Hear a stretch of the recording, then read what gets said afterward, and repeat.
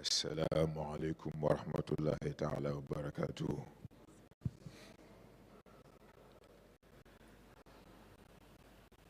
Chers frères et sœurs sénégalais et sénégalaises, chers camarades intellectuels, chers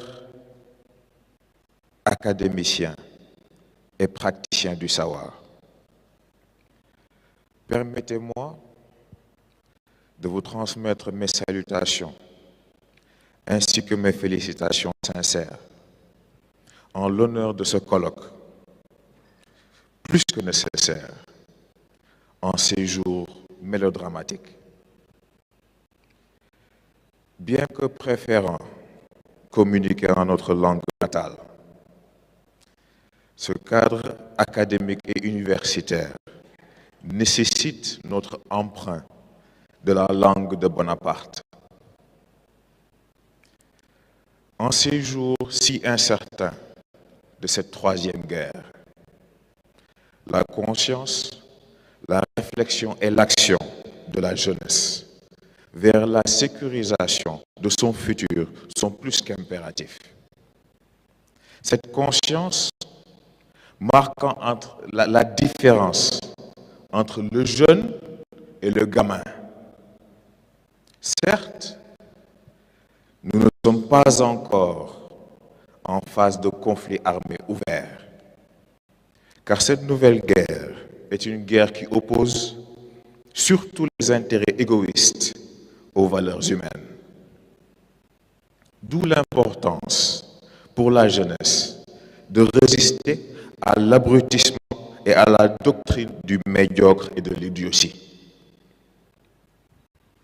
Sayyid Cheikh Ahmed Tidiane Sy Al Maktoum nous apprend que tout système fait face à l'échec, qu'il soit politique, religieux ou autre. Tôt ou tard, ils succombent tous à l'imperfection de l'homme. Cependant, l'essentiel est de savoir se confier davantage au Très-Haut pour de nouvelles directions, et non se comporter en pigeon surexcité, refusant la sombre réalité des faits. L'heure donc est grave, mais la gravité de l'heure ne saurait empêcher la conviction d'une jeunesse consciente et armée de détermination. Une jeunesse qui se doit de rattraper les injustices qui lui sont faites, parfois intentionnellement. Une jeunesse sous l'emprise d'un système dit éducatif qui ne saurait la préparer face aux réels défis de son existence. Un système qui, face à 3 échecs, refuse d'adapter ses approches et risque de pénaliser toute une population. Le premier échec est une fondamentale incompréhension de l'objectif du système en question. On parle d'enseignement, de formation et d'éducation. L'enseignement, ce sont les voies et méthodes à travers lesquelles les éléments intellectuels essentiels sont plantés et nourris dans l'esprit en développement. La formation, ce sont les applications et le triage des éléments mentionnés de façon pratique et pragmatique afin de servir de manière directe la société et ses participants. L'éducation, c'est savoir gérer ses expériences. Le second échec est ensuite un manque de précision, doublé d'un laxisme qui résulte en la confusion de 3 ressources distinctes. Les connaissances, qui constituent une matière première essentielle, car étant la base de toute croissance intellectuelle.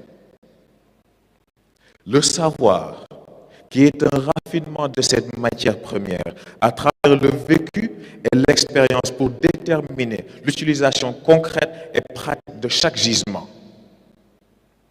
L'information, qui est composée de 3 aspects. La bonne information, la fausse information et la désinformation. Il ne faut surtout pas confondre ces trois avec la propagande, qui est simplement la manipulation de la perception publique à travers ces aspects de l'information. Le dernier échec est une erreur de calcul, suivie par une interprétation erronée des résultats.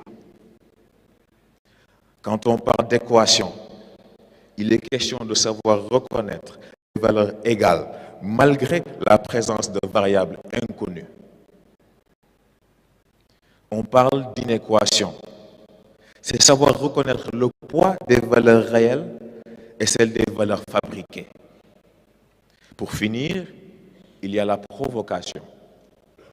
C'est quand on nous impose des cours et des diplômes qui ne servent aucunement à notre propre développement, mais à maintenir la domination d'un pouvoir étranger. Nous sommes une jeunesse entre le marteau et l'enclume, à la fois victime et coupable de notre propre destruction. Face aux faits clairs et avérés, nous baissons la tête et ignorons les signes de notre fin imminente. Nous préférons le confort des illusions qui nous sont forcées et fabriquées d'intentions perverses et destructives. Nous acceptons d'être castrés, aussi bien intellectuellement et moralement que physiquement, à travers de fausses nourritures et de soi-disant médicaments et remèdes à double tranchant. Nous acceptons des excuses fabriquées et des espoirs naïfs, en plus des incompétences et des promesses brisées.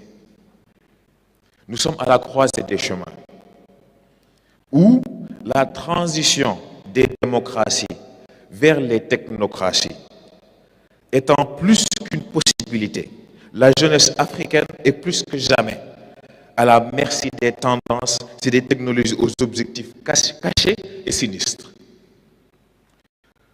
Nous sommes insouciants à adopter, par exemple, ces soi-disant intelligences artificielles, sans nous rendre compte qu'elles encouragent en nous une stupidité naturelle.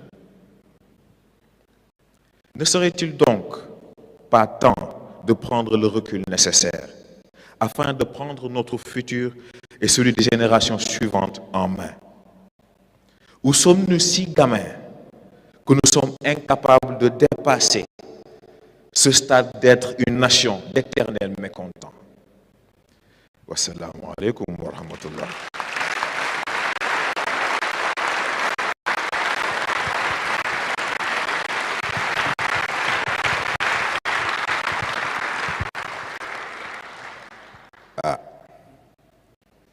ñoo ngi nuyu ñëpp di leen ziar di leen baalu àq te di leen balaax di leen ndokkeel it ci colloque bi xam naa sax wax ci gudd na ba pare waaye nag lu mënta ñàkk rek xëy na di jaajëfal ñi taxawal mbir bi ndax it nit nga nangul ko lu mu liggéey wàññiwul ci sa liggéey. Yàlla na yàlla mottali yàlla na yàlla barkeel.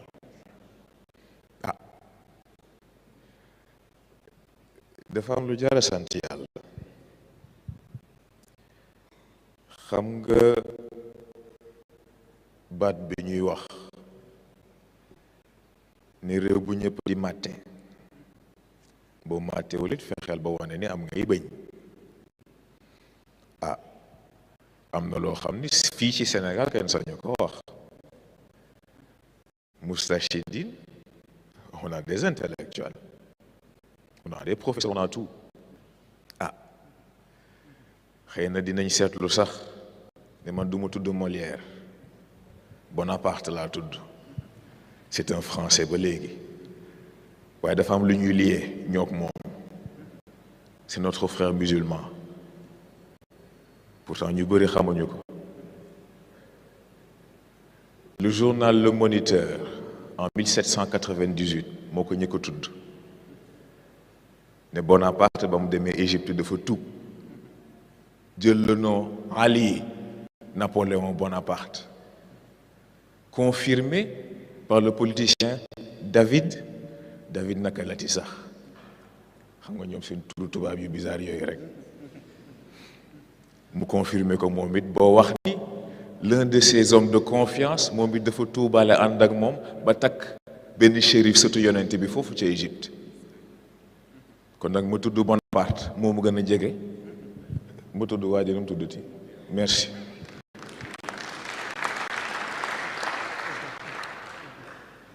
xam nga moo tax ci discours bi ma tudd li ma tudd dafa bëri lu ñu tuddee éducation, dafa bëri lu ñu tuddee jàng fekk la ca aju yëpp duñ ko wax. moo tax xam nga bu ñuy wax dama koy seetlu boobu ba léegi ñoo ngi tudd projet yi et tout, mais xam nga dama koy waxtaan ak sama mbokk mi léegi bëri na ko tudd projet te sa projet demul. Parce que très souvent yaa ngi jéem a régler un problème boo xam ni du sa problème mu réew, sa problème importé. ku bëgg a régler un problème importé ba pare bëgg ko def lu local mën na bañ a sotti ndax ña ngay bëgg a régler seen problème dëkkuñu ak yow lu jar a seet la. mais loolu it dafa am leneen lu muy engendré te mooy moom mii dañ ci yàgg waxtaan. projet kenn du ko gént danga koy xalaat. gis nga kii gént projet xam ngeen lan lay calculer bu ma ci dugalee temps dinaa ci génnee temps. loolu lu projet xarmat la xarmat la parce que xaalis kenn du ko liggéey da nga koy lijjanti. gis na kii wut xaalis ak kii liggéey bokkuñu.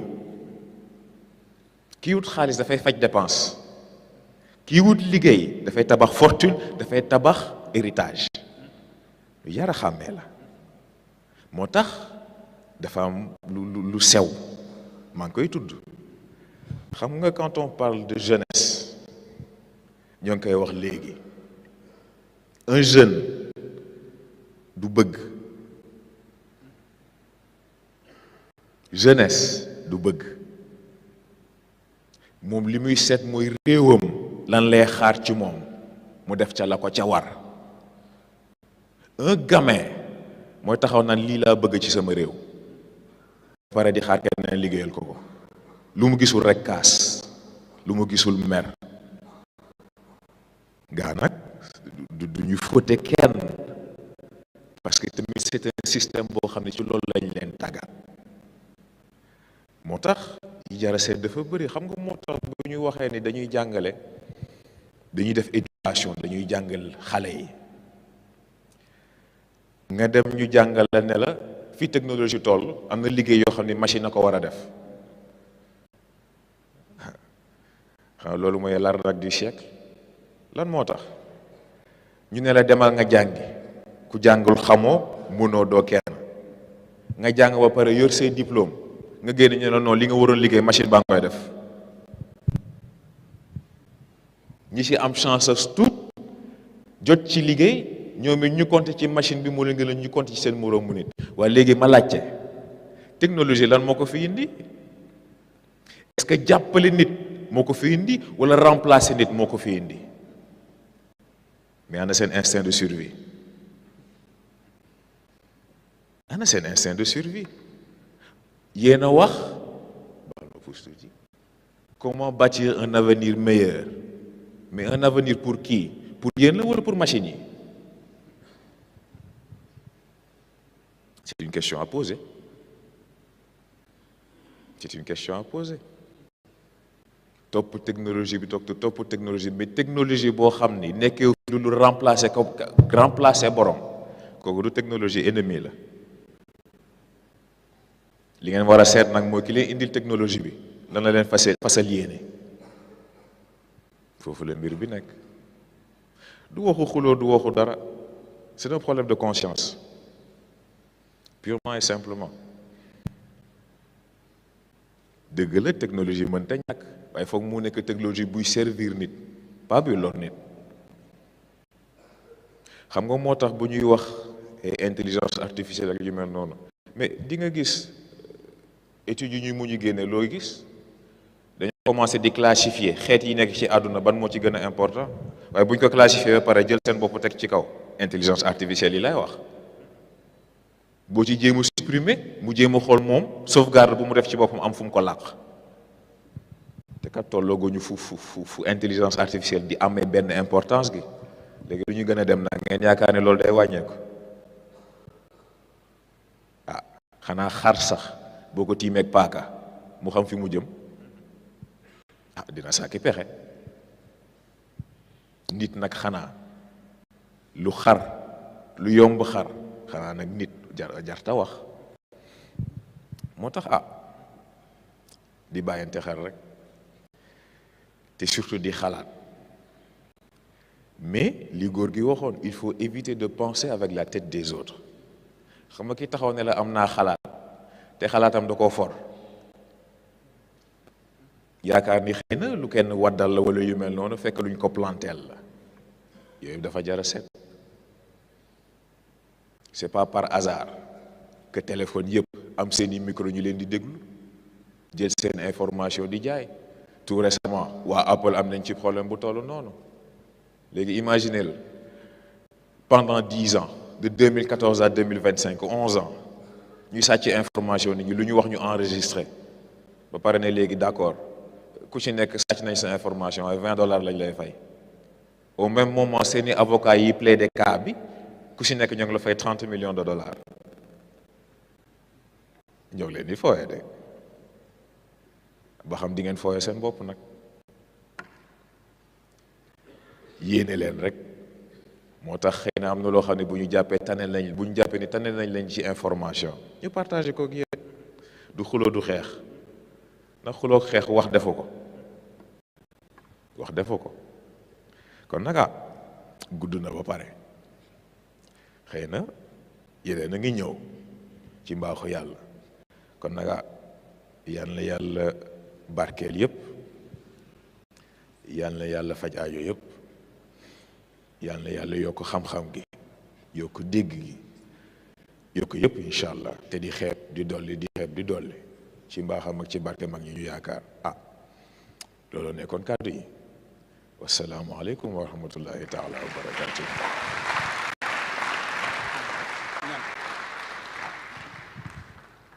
ñu ne ñu joxe ñaan kon ñuy bokk jàngaat fatiha ñetti suuratu Quraysh